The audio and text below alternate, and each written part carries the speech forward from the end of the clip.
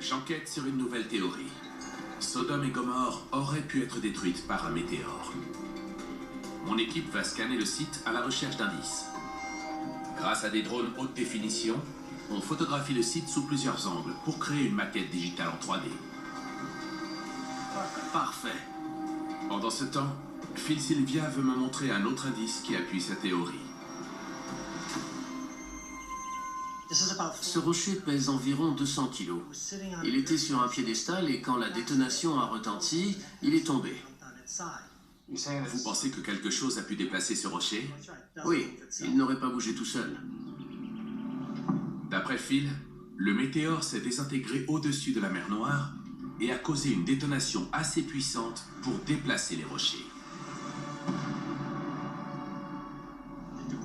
Des débris ont été propulsés dans cette direction et ils ont fini contre ce mur. D'après votre théorie, il y a une grosse explosion par là-bas. Oui.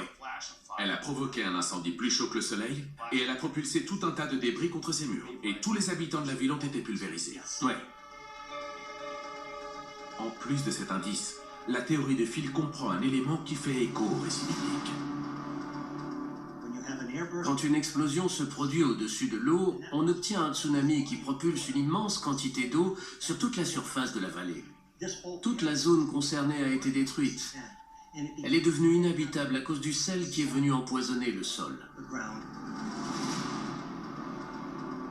Cette théorie explique chaque élément du texte biblique.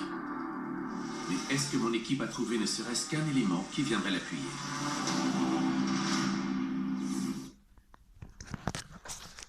Bonjour tout le monde, 22 juin 2022. Alors, ceci en réponse à ceux qui pourraient dire « tu vois, c'est quand même une météorite, etc. » Même s'il n'y a pas de cratère d'impact. Oui, alors oui, n'empêche que... Vous avez vu, c'est National Geographic, hein, c'est pas un site complotiste, voilà. Et donc ça s'est passé, des gens ont été prévenus, et il y a cette histoire de sel. Donc la femme de Lot, qui s'était retournée, ou quoi, ou qu'est-ce? Mais donc elle a été bombardée de sel peut-être, et voilà. Donc vaporisée par le sel, ou du sel vaporisé qui agresse les gens, ou peu importe, ça s'est produit. Bonne journée.